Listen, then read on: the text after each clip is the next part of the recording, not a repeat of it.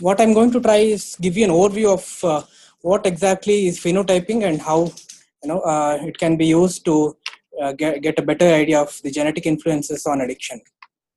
So I have no conflicts of interest to declare here. So the outline will be the two main things that I'll be discussing, whether the initial few slides will be to give you a brief an introduction of what exactly is the missing heritability problem that most of the psychiatric disorders face, and subsequently the need for the phenotype refinement.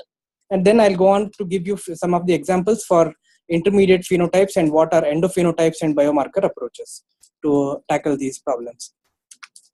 So you must be aware by now that the heritability estimates of most of the psychiatric disorders are quite high. This is a very nice review article published in Nature Review Genetics, which tells you that schizophrenia heritability estimate is as high as 0.81. Autism is still high, bipolar is still high. ADHD, the case that we discussed earlier, has a heritability estimate of 0.75, and substance use disorder purely alone without any comorbidity has a heritability estimate of around 0.5 to 0.7. And in that, based on the type of addiction, the heritability estimates vary. For example, if there is a opioid dependence, like the case we saw earlier, the heritability estimate is much higher, cocaine and alcohol and so on and so forth. So we know that heritability estimates is very high. And so far, whatever genetic discovery has happened can explain only a very, very small fraction, 1 to 2% of the total heritability. So wherein we should have found by now 50 to 70% of the heritability. So that is not the case now. So what is this case of missing heritability? So first of all, we are limited by our hypothesis. You must be aware the most robust method now that is being employed is the genome-wide association studies, wherein millions and millions of SNPs are tested on a single chip, and they can be done on a very high throughput method, and multiple samples can be processed together.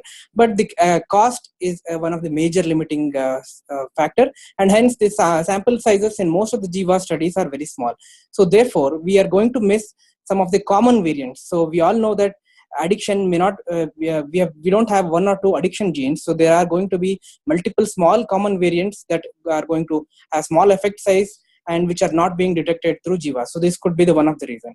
The other reason is that we do not have those SNPs which are rare variants, and they are still not available on the Jiva chip. So hence we are still missing out on the heritability. So this could be one of the reasons.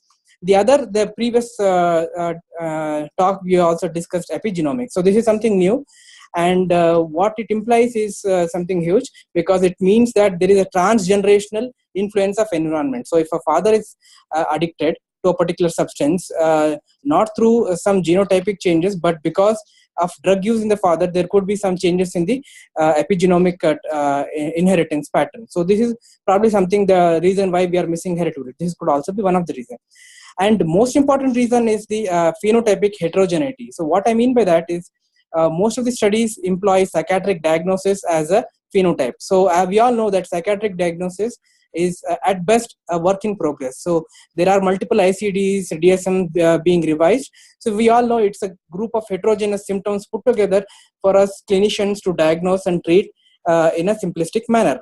Whereas there can be as many sub-phenotypes of addiction, like the case we saw earlier, could be some sub phenotypic measure which will require further detailed assessment. So the reason could be of either of the all three of these.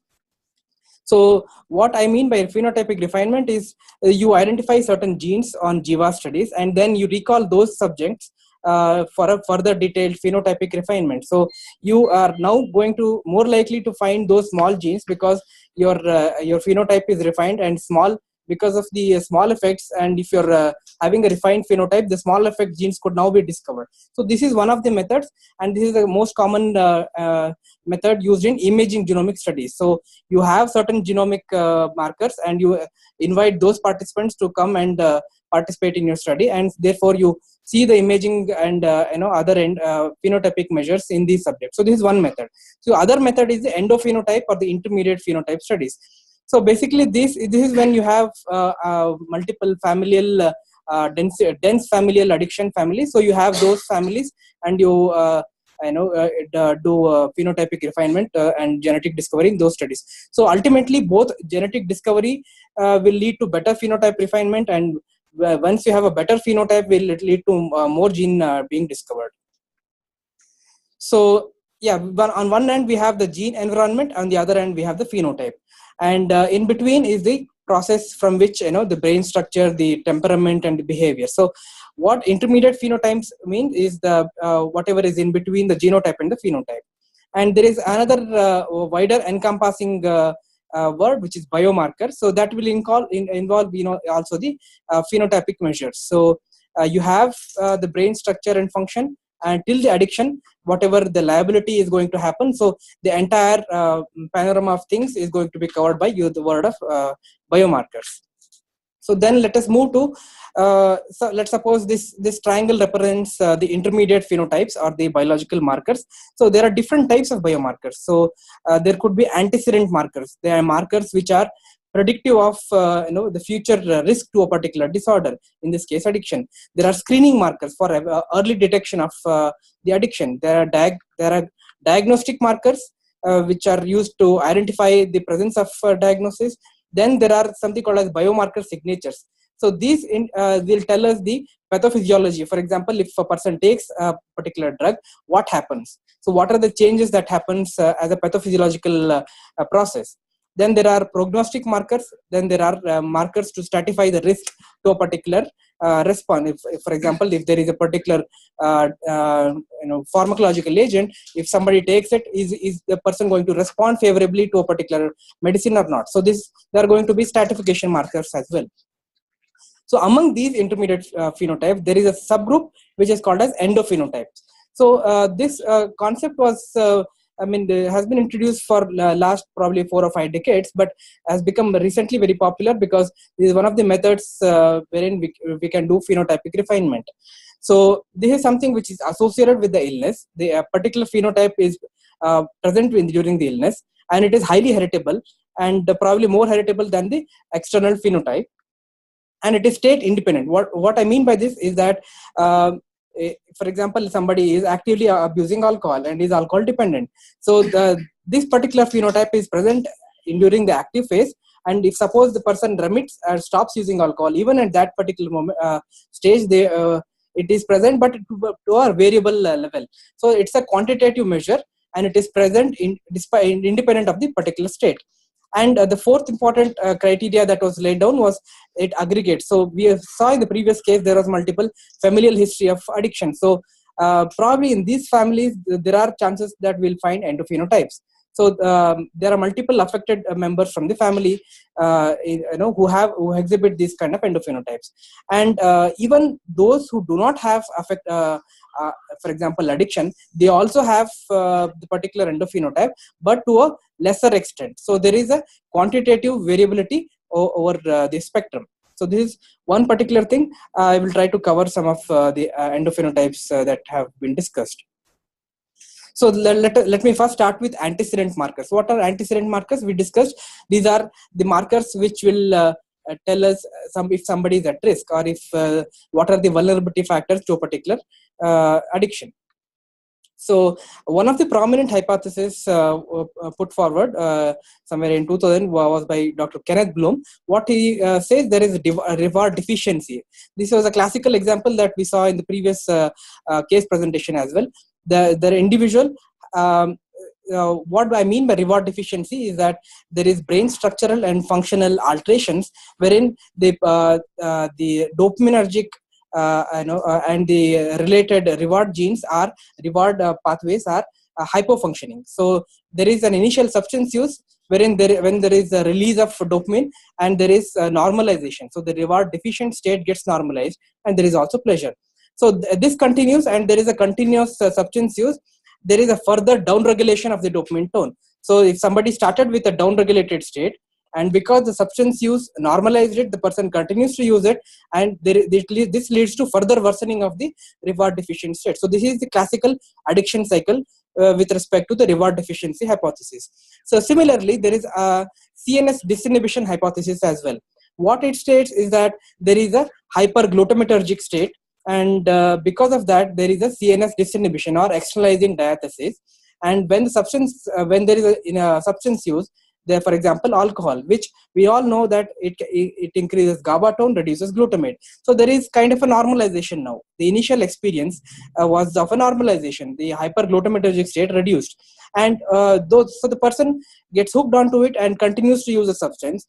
And we all know that now, because of the continuous use, there is a further increased glutamatergic tone and down regulation of GABA. So whatever the person started out, that it is going to be further worsened by the substance use. So this is a classical CNS disinhibition hypothesis put forward by Dr. Henry Biglater from the Koga group. So let me start with some of the example studies. So this is wherein a person, a drug-naive subject who liked the effect of methylphenidate, had significantly lower D2 receptor. That is what I was talking about. There is a reward deficiency state, which could imply there is a brain structural and functional correlate for that. So individuals who had lower D2 receptors. So this is a PET study wherein we used the raclopride was used, which binds to striatal D2 receptor. So if there is more D2 receptors, the more likely the binding potential and more intensity of the signal that you can make out. So so those who responded favorably, those who said the response to methylphenidate was favorable, pleasurable, they had lower D2 receptor density. So this is something again which was a very classical study published in 1999 by Dr. Nora Volkow. And this is another very interesting study. So what happens if there is a reward deficiency state, and what happens when somebody is taking amphetamine, for example. So this was a acute double-blind administration of amphetamine. So I'm not going to go into the detail of the task. It was a task. The task was called monetary incentive delay task. So if a person gets some money, there is going to be anticipation involved in it, and the anticipation will cause certain dopamine release and activation of the reward circuit. So there are two groups here. One on the left side is the placebo group, one on the right is the amphetamine group. So the amphetamine group showed a attenuated response to a particular monetary incentive. So you can see the ventral striatum here is less. In the placebo group is higher, highly active, and it is not. The activation level is lower for the amphetamine group because the amphetamine attenuates the natural rewards to a particular system. This is classically what we see in our patients as well. That once they start using substances, the natural rewards don't get as much they do not get the incentive value that it should usually get. So below is the graph which depicts the response curve. The placebo, there is a heightened and anticipatory pleasure, and there is a blunted kind of response in the amphetamine group. So that is one particular thing. So what happens if there is stress involved in this particular? So we saw that the substance use, there was attenuation of the natural highs. What if there is going to be stress involved? So this is another interesting study. This was by Dr. Rajita Sinha from the Yale School of Stress. What they did was they divided their population, they sample into individuals with high cumulative adversities they experienced in life and those who had low adversities. And what they found was the orbitofrontal cortex and the hippocampal were hypoactive. The OFC was hypoactive and the hippocampus was hyperactive when they were presented with the stress cues. So and they highly correlated with the adverse. So what it means is that the stress can modulate some of the reward circuit pathways. So this is again the publication from our center. Professor Benegal published a paper way back in 2007. So wherein there were brain structural abnormalities as well. So the left hand side is the hippocampal volume and the right hand side is the amygdala volume, and the dashed line represents the controls, whereas the continuous line represents the children who are who come from these high density alcoholism families. So even before they start using alcohol, they have brain structural abnormalities. So their brain volumes are reduced. So the amygdala volumes, the hippocampal volumes are low, and that it improves over time, but doesn't really catch up to the control level. So this is something I've been also working on recently, and what we observed is that not just the subcortical reward structures, but also the prefrontal cortex, there is a delay in maturation. So these are the areas wherein the particularly the prefrontal cortex, there are regions, and the inferior temporal gyrus, there are regions wherein which shows there is a delayed maturation, and by early adulthood the cortical maturation is more or less there is no group difference between the children at high risk and low risk. So this means that there is a neuromaturational delay, and with age probably it catches up. But the adolescent period is probably the peak heightened vulnerability period, and this is when we see the drug use being the highest prevalent. So this is probably the area when we should probably target more the adolescent population, wherein the brain structural also are not matured to a particular level. So this is another study wherein even not just the gray matter, but also the white matter. The classical white matter that was reported here was the corpus callosum, the interhemispheric white matter tract, so which is also smaller in size. Particularly the genu and the isthmus was smaller, and this is again from our center. This has been replicated multiple times, and there are also white matter microstructural changes in these particular tracts. For example, the FA value is something which tells us how the white matter integrity. So that is also found to be reduced in these. So these are changes which happen much before these person starts using alcohol. These are called the antecedent markers. So and moreover, there were reduction in radial diffusive. This is another measure which tells us how good is the axonal myelination. So there is something to do with myelination. They're being delayed as well in this particular population. These are all examples for antecedent markers. So this is again the recently published article from same our center, wherein we reported resting state functional. We have been reporting the structure. Now we also find changes in the functional measures as well. So this particular study, what we did was something called as graph theory, and it involves a bit of mathematics and computational techniques. So what we found was that there are several regions of the brain which was showing reduced clustering. So clustering is a word that I use to say that there is reduced local information transfer or local efficiency. So these are the areas. So with these are for example the dorsolateral prefrontal cortex, the anterior cingulate cortex, the sensory motor cortex, the inferior parietal. So the executive network, the salience network, the functioning of these particular networks was found to be deficient again in these particular children.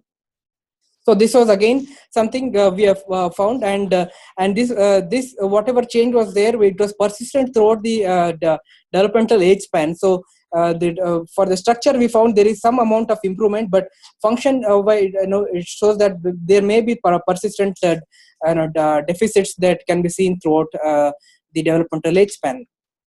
So to summarize the antecedent markers, so this this basically covers what we have been discussing so far. There is a reduced prefrontal cortex activity, the maturation as well as the function.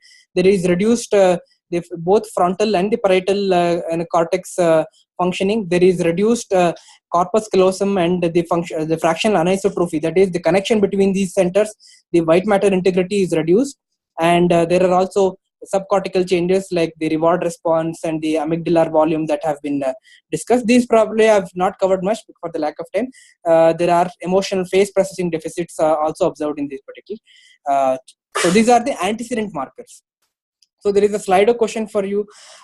Which of the following is true about endophenotypes? Probably you can answer them as we go on in the talk. So we covered antecedent markers. Now let us see what happens when somebody takes a particular drug. So these are biomarker signatures for those particular drugs. So let me start with the classical example of smoking.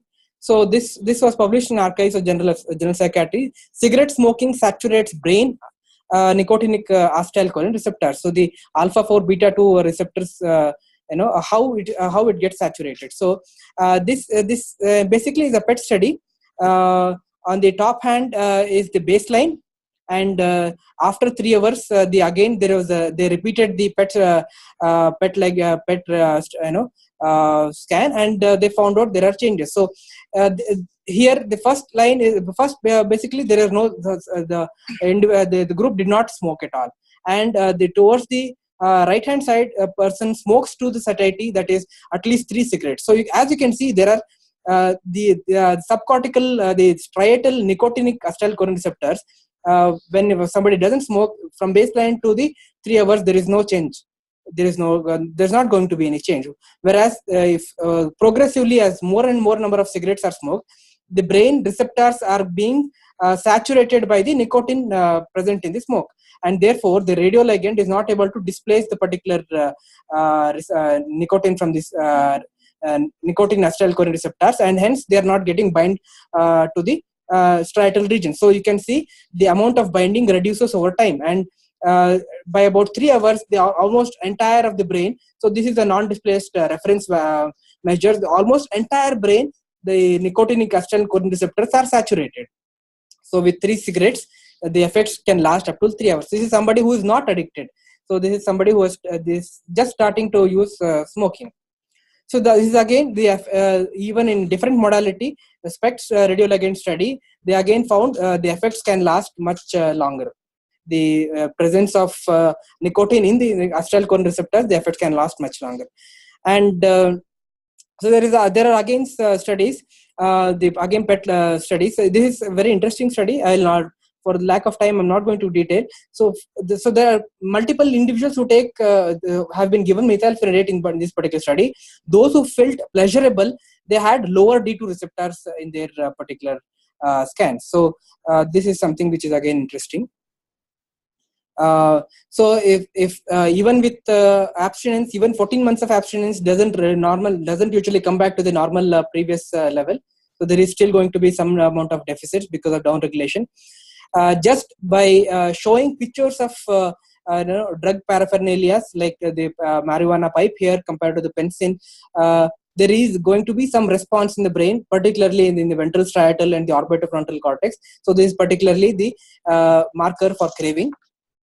And there are, for example, this particular study, the stress-induced cocaine craving was measured. What they found was that in the cocaine-dependent patients displayed hypoactivity in the anterior cingulate and the medial prefrontal cortex, but hyperactivity in the striatal region. So you can see the controls had high. The stress usually should elicit some amount of the anterior cingulate activity, which is not seen in the patients, but the controls elicited anterior cingulate activity to a particular stress cue. So, and they had hyperactivity of the striatum, whereas it was not seen in the control. So this is something which the normal normative response which should have come because of this substance use has not been generated, and this is the difference here. So then let me quickly move on to diagnostic and prognostic markers. So this is a classical example. In the left hand, you can see controls. This is a task activation where the task is very simple, go-no-go task. The individual sees a particular go signal and he has to respond. When there is a no-go signal, he has to inhibit himself. If at the most strong the inhibition, probably most strong is the anterior cingulate activity. So the activity in controls, you can clearly see there is an anterior cingulate activity here, whereas those who are currently smoking do not exhibit that amount of activity in the anterior cingulate, whereas those who are abstinent, those who are currently not smoking, they exhibit greater amount of activity. So probably what it could mean is that the abstinence or there is a compensatory increase in the activity of the anterior cingulate, and that is probably one of the reasons they are able to abstain. So there is a compensatory increase of the error detection centers of the brain, which tell you that there is going to be an error and you are more careful, and probably that could help you in staying abstinent. So that could one of the be the reasons. So there are different complicated models. I'm not going to go into the details. This was a study wherein they measured the Q reactivity to particular images of alcohol before and after. Not just images, they also used olfactory stimuli, wherein they had a complex odometer and they were able to deliver the smell of alcohol into the scanner, and while they were being scanned, they measured the brain responses to particular olfactory or visual stimuli, and they observed that injectable naltrexone was able to attenuate some of these brain activation that were seen or seen earlier were attenuated later on. So this is one of the study. So this is another study which which helps you which helps us understand who will respond to a particular medicine. This is one of the classical studies. So predicting naltrexone response in ADS subjects. What is the role of fMRI? So what they found out was this is a region of interest based study. They used ventral striatal Q reactivity, and they measured the ventral striatal Q reactivity, and they divided the group into high and low Q reactivity.